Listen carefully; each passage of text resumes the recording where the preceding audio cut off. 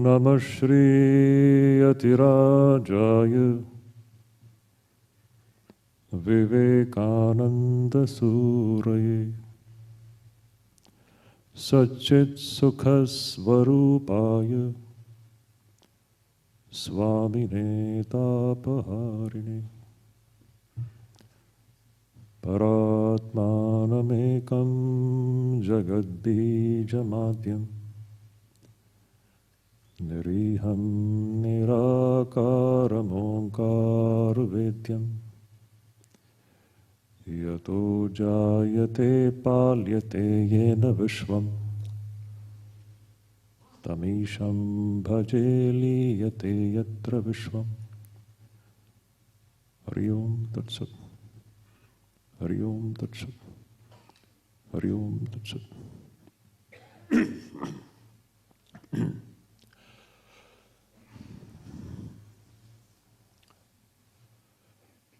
My humble pranams to revered Swami Shuddhidananda Ji Maharaj, the General Secretary, who is yet to arrive here.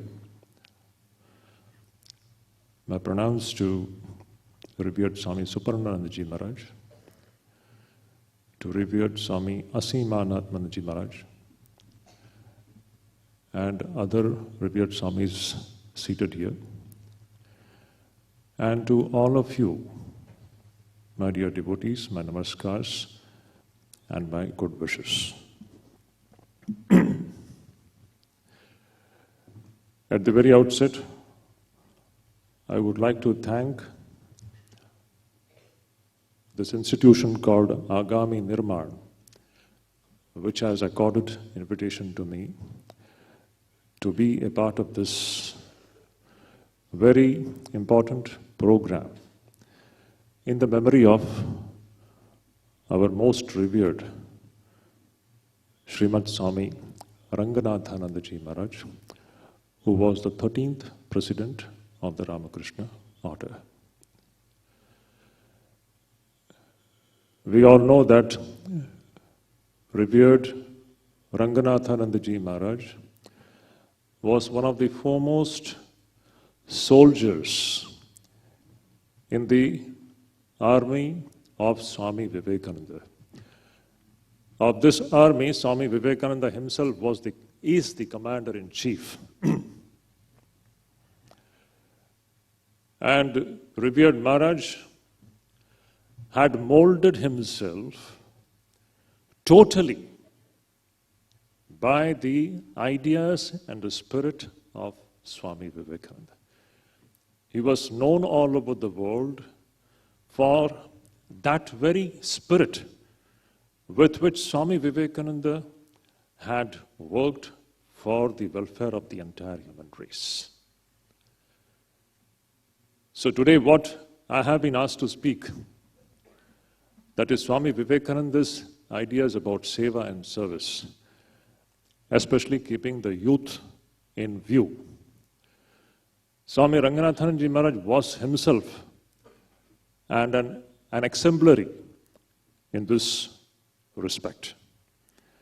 We have seen him passionately, day in and day out, working for the good of the entire human race.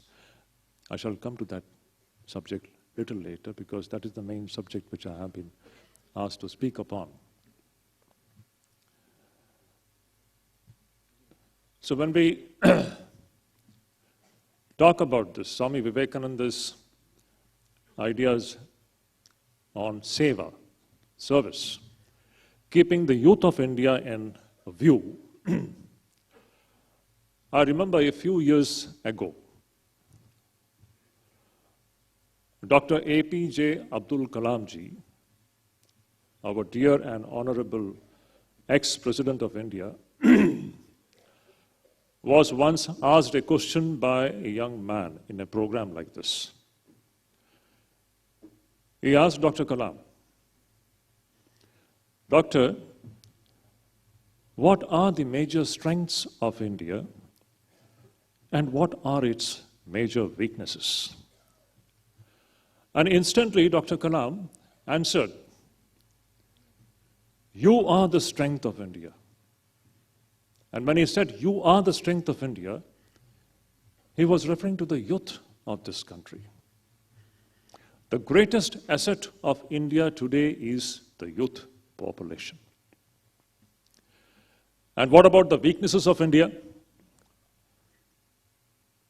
Dr. Kalam gave a beautiful answer. He said that a nation which doesn't have a vision and a mission will be a weak nation and a weak country. Both these answers are very significant. And interestingly, both these answers are directly connected to the root and foundational ideas given by Swami Vivekananda.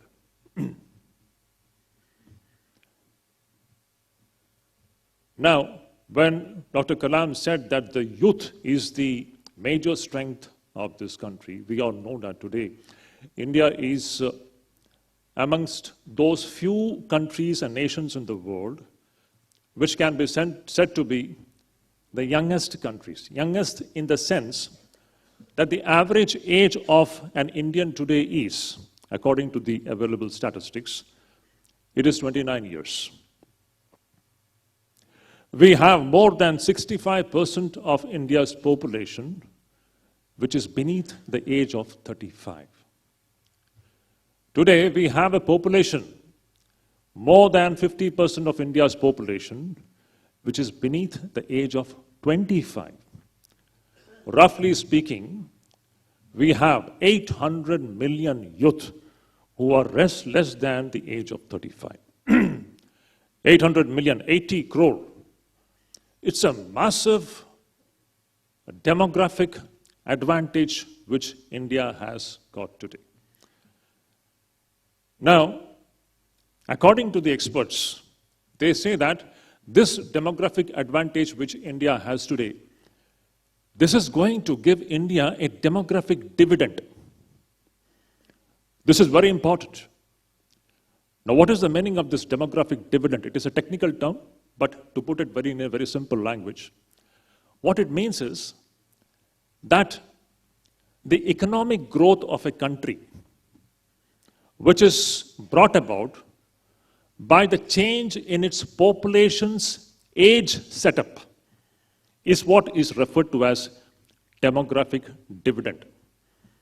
In short, in the country's population, when there is a change in its population's age setup and the resultant economic growth, that economic growth is referred to as a demographic dividend. And today, India is already reaping the benefits of this demographic advantage. We are very soon moving towards becoming a $5 trillion economy. And this demographic advantage which we have today, it is going to last for the next 3 decades, till 2055, according to the experts. Just imagine, today we have 80 crore young men and women. This kind of a population, a demographic advantage, is not available to any other country in the world today. And that is the reason it becomes extremely important. How are we going to handle this massive youth force which is available to India at the present times? There is no question of misusing it or not using it. We have actually only one option. We have to wisely handle it, properly handle it. And it is this youth force which is going to catapult India into the #1 position in the next few decades. It is a tremendous force that is available to us today. But how is this going to become possible? Now, we all know that India was a subject which was extremely close to Swami Vivekananda's heart. His own one passionate concern was India, India, and India alone. And he wanted to see once again India becoming a global leader and leading the entire world. Just now in the beginning, what I referred to, Dr. Kalam's statement, that a nation which doesn't have a vision and a mission will be a weak nation. Swami Vivekananda had again and again reminded us about this vision and mission of India. Why is Bharat existing? If you go and look into the history of this great country, we will see that India has always existed only for one purpose. There is an exclusive mission given to India and India alone by the Providence. And that mission is to spiritualize the entire world. From time to time in the past history, you will see, whenever the situation rose, India has always sent the spiritual thoughts which have deluged the entire world and which has transformed human lives in very radical ways. And according to Swami Vivekananda, this is again going to happen in this and the coming centuries. That is the very reason why Sri Ramakrishna and Swami Vivekananda have come. So it is not that India doesn't have a vision, but we have forgotten it. Swami Vivekananda came to once again remind us about this great mission and vision of India, that is to spiritualize the entire world. But Swamiji knew this very clearly. Yes, Swamiji has spoken about the glory of India. India is going to become once again the glorious nation in the entire world, and the glory that India will be attaining in the future, it will be so great that Swamiji says that all the past attainments would appear to be absolutely insignificant. Such a scenario is very tempting for all of us, and we really are waiting to see that kind of a India emerging and becoming a global leader. We can already we can see the signs of it. Now, for this great development, Swami Vivekananda had pinned all his hopes on the youth of this country. We all know this very well. Swami Vivekananda's all the hopes were on the power of the youth.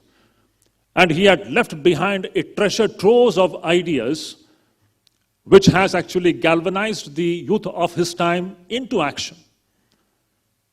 Now, one question which comes to our mind in this regard is, did Swami Vivekananda foresee during his time in the last century, in the last decade of the 19th century, did Swami Vivekananda foresee the emergence of this demographic advantage which is present to India today? Did he foresee this at that time? This is the question which can come to our minds.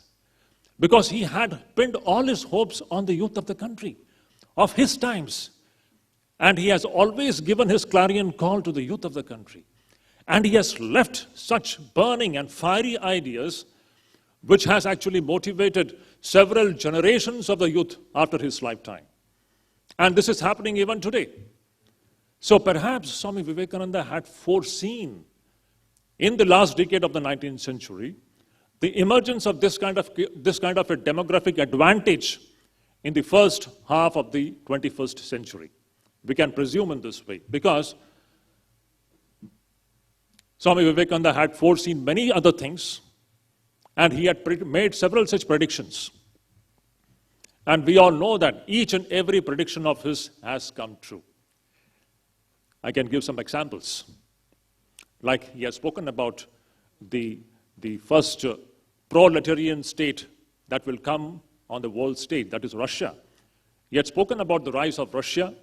This he spoke in 1896. He had said first Russia would rise, followed by Russia, China will become powerful. And followed by China, he had predicted India will rise and will become the global leader. In 1896, he had made this prediction of which we can see every single prediction coming true.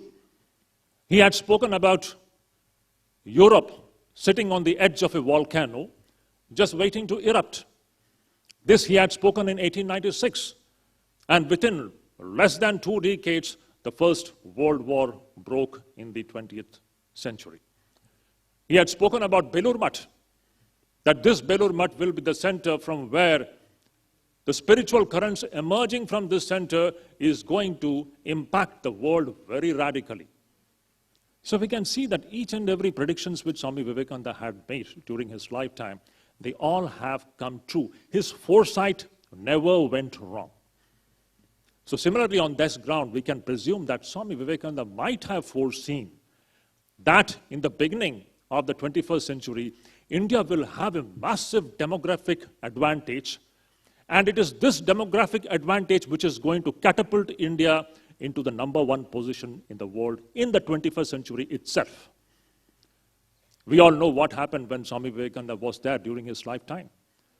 He had given his fiery ideas which moved the young men and women of his time, the youth population of his time, and they gave up their everything, that spirit of sacrifice. They gave up everything, all their personal interests, and they fought for the freedom of India from the British rule, and within 50 years, India became free. This was mainly done by the youth population of that time, moved by Swami Vivekananda's ideas, ideas of self-sacrifice and service to the nation. Today, once again in the 21st century, this is going to be repeated, and this is happening. Once again, today, India's youth force is going to be galvanized into action by Swami Vivekananda's fiery ideas. This we can see. Just a few days back, I got an opportunity to take part in a program organized by Vivekananda Yuva Mahamandal. I was simply charmed to see thousands and thousands of young boys there, passionately impressed and impacted by Vivekananda's ideas. This is just one such institution. Today in India, if you just see, there are any number of such institutions which are working on the great ideas given by Swami Vivekananda, especially addressing the youth, inspiring them to dedicate their life to the idea of building India, building this great nation. This Agami Nirman is one such institution. There are any number of such institutions working. Vivekananda was a great institution maker. He believed in organization, in organized way of working. So if you just see, this was Vivekananda's great legacy which he has left behind, the treasure trove of ideas which had moved the youth during his time. After independence, we all know, till we got the independence, the young men and women of this country, they had an ideal before them. They had a common aim. So they worked in an organized manner, and that organized way of working actually brought about India's independence. But unfortunately, immediately after the independence, this organized strength dissipated and withered away. People became once again selfish. They lost that nation-centeredness was completely given up, and we know the consequences of that. But in the last 10 or 15 years, if you look into the whole scenario in India, things are very rapidly changing. Especially when I look at the whole social development, especially in the last 10 years, since the celebration of Swami Vivekananda's 150th birth anniversary in 2013. Since that time, we can see that once again Vivekananda has become the center of India's development. He is now very seriously discussed at all levels, right from the highest political seat in this country down to the local man. Everywhere, Vivekananda is the topic of discussion now. Everywhere. He is inspiring men and women at different levels. And that is why I said, just as during his lifetime, and just after a few decades of his demise, how Vivekananda's ideas had inspired the young men and women to work for the nation. Similarly, now, in this decade of the 21st century, when we have a tremendous demographic advantage available with us, 80 crore young men and women, just imagine what a youth force we have. And they are being inspired by the fiery ideas of Vivekananda, the ideas which inspire them to dedicate their lives for the sake of nation building. Now here comes very important ideas of Vivekananda as far as seva is concerned and service is concerned. And this is the need of the time. What are his basic ideas? Now, if we have to look into these basic ideas of Vivekananda as far as seva is concerned, keeping the youth of this nation in view, we have to read 3 important lectures given by him. These lectures are, all the 3 lectures, they are available in the book called The Lectures from Colombo to Almora. You all know that. The Bengali translation of this book is Bharate Vivekananda. The Hindi translation is Bharatiya Vyakhyan. It is translated in all the languages, almost all the languages of India. This is a very important book. And interestingly, this is the one book which revered Swami Ranganathanandaji Maharaj used to repeatedly recommend to the youth of India. Every citizen of this country should read this book. If they should understand, if they have to understand what India is, what is the glory of Hindu Sanatana Dharma, and how can this India once again be built on the national lines, not by imitating the West, but building India on the national lines. If one has to have a proper understanding of these issues, it is recommended, it's strongly recommended that every citizen of this country should read this book. And in this book, there are 3 important lectures which I personally consider it to be the most vital as far as our understanding of India and building India is concerned. These 3 lectures are my plan of campaign, number 1, the future of India, number 2, and the work before us. These 3 lectures are, I should say, the very blueprint which Vivekananda had given to India, Indian youth, Indian population, so that they can think about it, they can ruminate about it, and mold themselves and work in the line of nation building. 3 beautiful lectures of which I should say there is absolutely no comparison. Even today it is so relevant, it is burningly relevant. My plan of campaign, the work before us, and the future of India. 3 brilliant lectures. And if we take the central thread of thoughts available in these 3 lectures, if we distill these ideas, we can conclude in a very simple way, what is that Vivekananda is trying to tell in all these 3 lectures? The one thing that he is saying is sacrifice, sacrifice, and sacrifice. Seva and seva and seva. Service to the nation, service to the nation, service to the nation.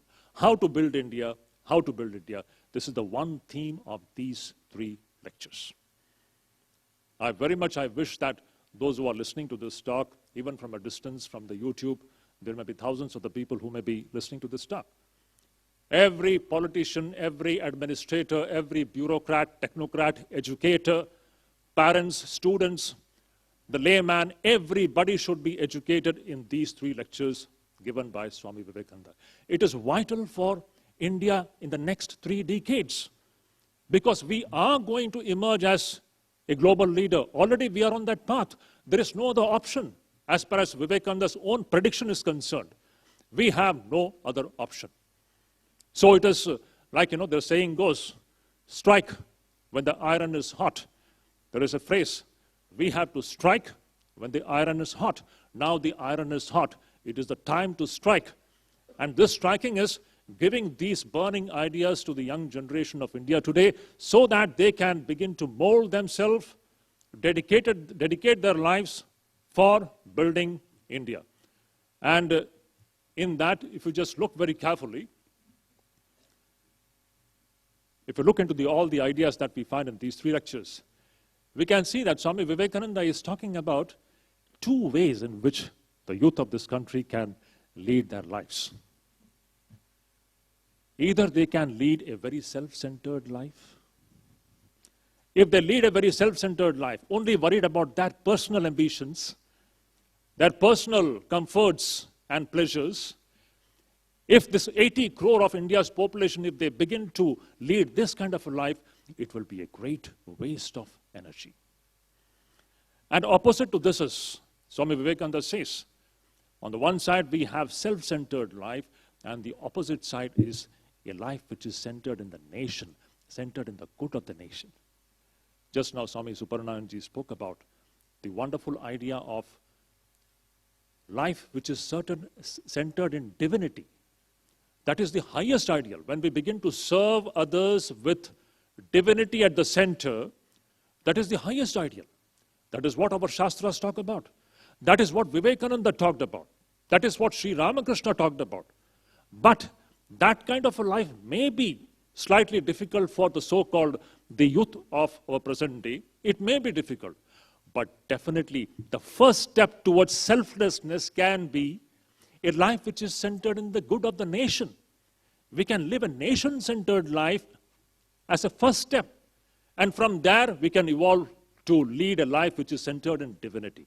So Swami Vivekananda had very strongly stressed this point that the youth of the country have to learn to live a life which is centered in the good of the nation. So often I say that this journey from the self-centered life to the nation-centered life is the journey of character making. This journey from the self-centered life to a nation-centered life is the journey of man-making. Vivekananda again and again spoke about man-making. How are we going to become men? Are selfish men men? Swami Vivekananda calls them brutes. A person who doesn't feel for the other person, feel for the pains and sufferings of the other person, Swami Vivekananda says he's a duratma. That person is a Mahatma whose heart bleeds for the sufferings of the others. What a wonderful idea. So the very process of man-making is to travel from a self-centered life to a life which is centered in the good of the humanity, in the good of the entire human race.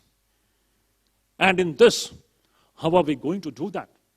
Vivekananda gives beautiful ideas. Seva. Why?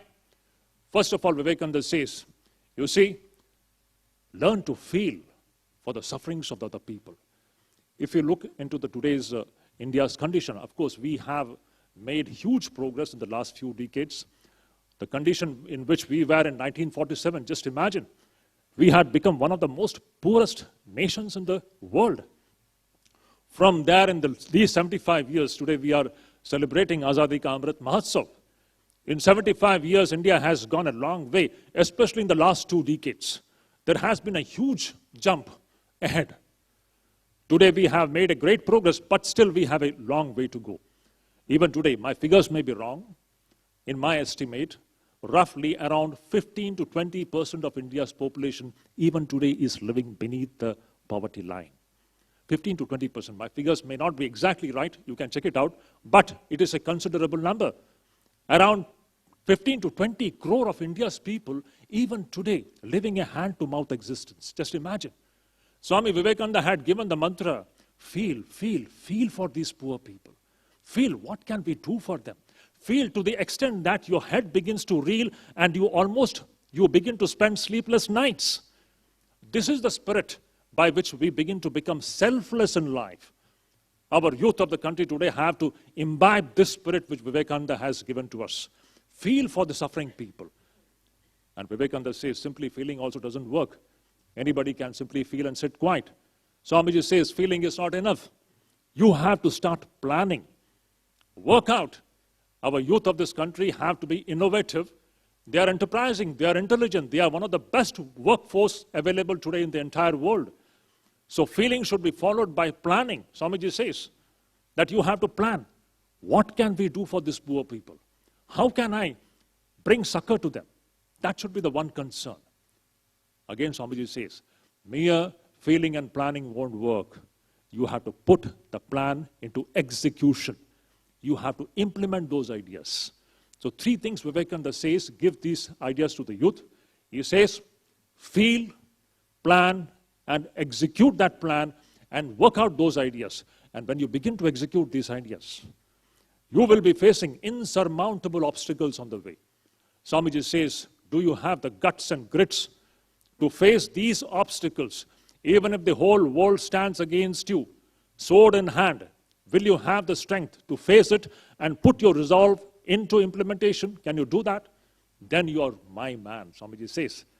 So Swamiji's idea for the youth is that this journey from leading a self-centered life to a nation-centered life, it starts from deep feeling, sympathy, intense feeling for the sufferings of the humanity, and make plans to bring succor to the poor people, and then work it out in action. This is how the youth of the country can become organized. Just imagine 80 crore of India's men and women leading petty, selfish life, only fulfilling their petty aims. How much of this energy is going to be wasted and dissipated, and we remain disorganized? Swami Vivekananda had made another very beautiful prediction. He had said, the future of India will entirely depend upon three things. What are these three things?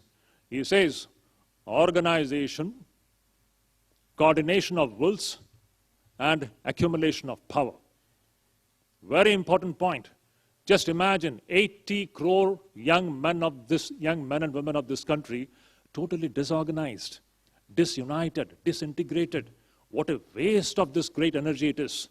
Swami Vivekananda wanted this youth force to become completely united, organized, work in an organized manner. What will make them organized? That will be the coordination of the wills.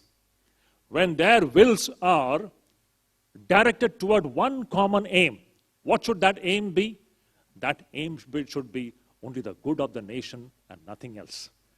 When 80 crore men and women of this country, they have one aim before them. That is to build this nation. Just imagine, that is how a great power is going to be accumulated, and it is this power which will catapult India to become the #1 nation in the next few decades. That is why. Now see, this is exactly what Ramakrishna Mission is doing today. It is a very important idea, this feeling aspect. What can we do to these poor people today? Even today we have 15 to 20 crores of people living below poverty line. We have to provide them with food, with medicines, with education. They don't even have the basic amenities even today. This is what Agami Nirman is also doing in a small way. And there are any number of institutions today dedicated to this great work, driven by Swami Vivekananda's fiery ideas. Just imagine, what is Ramakrishna Mission doing for the last 125 years? It is doing Annadana. It is doing Pranadana. Pranadana is running hospitals. It is giving life to so many suffering people. It is doing Annadana by providing food to millions of poor people of this country. It is doing Vidyadana by running schools and colleges. And finally, it is also doing Jnanadana. These are the 4 kinds of danas prescribed in our Shastras. Mission is doing this for the last 125 years. And inspired by the mission today, there are any number of such small institutions like Agami Nirman, which is carrying this work ahead. What a wonderful thing it is. All inspired by Swami Vivekananda's idea of self-sacrifice and seva. That was his clarion call for the youth of this country in 1897 was, if you all remember, beautiful idea. Swamiji says, for the next 50 years, this alone shall be the keynote of all of us. What is that? This great motherland of ours, Mother India. This is the only keynote for us. Let all other vain gods and goddesses disappear from your mind for the time being. This is the only God that is awake now, our own race, our own people. Inspired by these words, we know what happened post Vivekananda's lifetime. Once again, we have to bring back this very mantra for the next 3 decades, we can say, because next 3 decades are very crucial. This is a very important point. We Indians have to be sensitive about it. How are we going to handle this youth force? Because this is going to determine the destiny of India in the next few decades. So what is the mantra? The same mantra which Swami Vivekananda gave in 1897, that has to once again go and inspire the youth of this country. Just like I spoke, just few days back, I got a chance to speak to the youth of this Yuva Mahamandal, thousands of them, packed fully, with full zeal and energy, and with that tremendous love for the country. This is the kind of youth force that we need. And what is the mantra? For the next 3 decades, let this alone be the one agenda of every one of us. India, the first agenda should be India, the second agenda should be India, the last agenda should be India for the youth of this country. And when we have this kind of a united will and approach, this great youth force which we have, this demographic advantage which we have, it will catapult India once again to the #1 position, which was the one dream of Swami Vivekananda. So Swami Vivekananda's last beautiful utterance which comes to my mind is, Swami Vivekananda had written this to the Mysore Maharaja. This I always say wherever I go, especially to the educational institutions, the young people, everywhere, they should just emboss these words in their hearts. What are these words? Swami Vivekananda says, life is short and the vanities of this world are transient. They alone live who live for others. Rest are more dead than alive. This was Swami Vivekananda's great gift to the posterity, especially to the youth of India, inspiring them to dedicate their lives for the well-being of the nation first, and then later they can go one step ahead and they can serve the humanity, seeing divinity in them. Thank you so much.